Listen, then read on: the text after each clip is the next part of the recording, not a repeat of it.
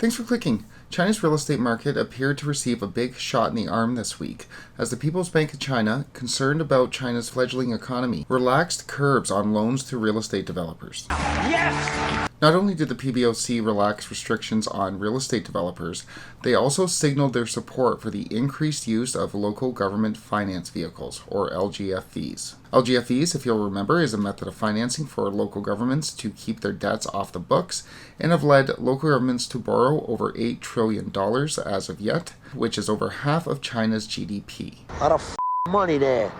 Yeah, that's a lot of money to be held by local governments that are so heavily reliant on the real estate sector. While some sectors, some companies, some governments may be feeling the love from Beijing, we also received news this week that debt restructuring companies are flooding into China in anticipation of major defaults throughout the next year. So what I want to do today is go over China's increasing attempts to bail out its real estate firms, discuss China's decision to allow its local governments to rack up the credit card debt even more so than they already have, and then I wanted to go over the news about debt restructuring companies flooding into China. We'll have updates on the effects of these policies on China's real estate market and its economy every week on this channel on Friday. If you want to get those updates, make sure you click like and subscribe. But for now, let's get into these bailouts.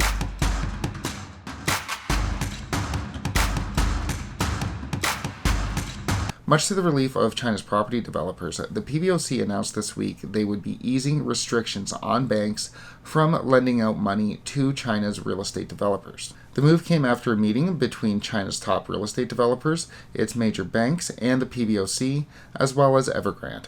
I was hoping there was something I could do to help. Bloomberg noted that the move sends the strongest signal yet of Beijing's willingness to support its real estate sector through indirect intervention. So as we've seen, while Beijing has been content for the last 6-8 months or so to let these developers fail, let these developers miss their payments and default on their debts, clearly the real estate data that has been coming in has caused it to change course, instructing the banks to start lending again to the real estate sector. You gotta spend money to make money. China has also reversed its decision on its clampdown of local government financing vehicles. We've noted before on this channel that China's local governments have racked up $8 trillion in hidden debts, hidden from the public view and hidden from investors. China has recently tried to clamp down on the use of these LGFVs as early as January as a means of curbing excess leverage in the system, as a means of forcing these local governments to survive on their own, to not rely on debt. However, with real estate sales dropping fast, many of these local governments have seen their main source of financing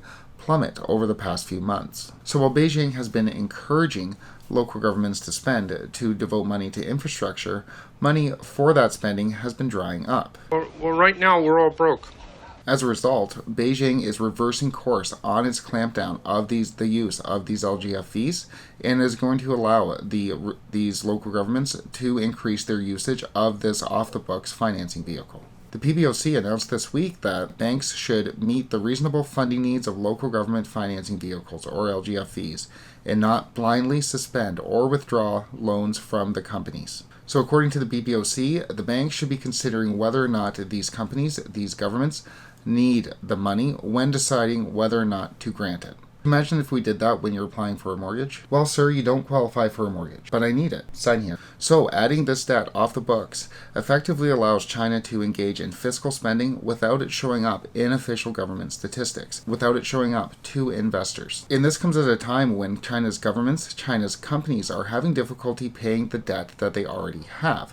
It was reported this week that debt restructuring firms have been expanding their teams with qualified personnel in Asia at a record pace. We've already discussed on this channel how Beijing has bailed out certain firms, certain real estate companies that are deemed too big to fail. It can't and won't bail them all out, and debt restructuring companies are swooping in to pick up the pieces. While the primary users of these debt restructuring companies have been China's real estate firms, these companies are expecting to see more and more business from China's education sector, which we haven't even talked about, as well from the local government financing vehicles.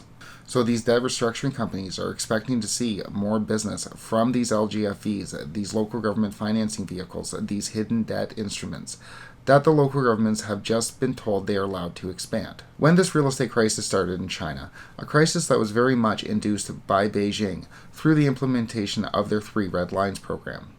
When this started, China said there weren't going to be any bailouts. They were going to let developers fail. You got nothing coming to you. Yet the economic fallout of these policies is forcing China to reverse somewhat, and I think this provides a good lesson to us in the West. Governments and central banks can try to do what they think is best for the country in the long run. Whatever I do because I love you. But often short-term politics gets in the way, forcing them to reverse course. And this is very much a worry, I think, right now in the West, in the US, and in Canada, as the central banks try to get a hold of our inflation rates. While they say they are going to be raising interest rates higher and higher as their inflation goes higher and higher, it's not clear at what point they will reverse course and refocus on the economy should these rate hikes induce a major global recession. We'll obviously have updates out on China and if these course reversals will help to reprop up their economy, and also what the effect will be on us in the West, in Canada, and in the United States. If you want to get those updates, make sure you click like and subscribe, and thanks so much for watching.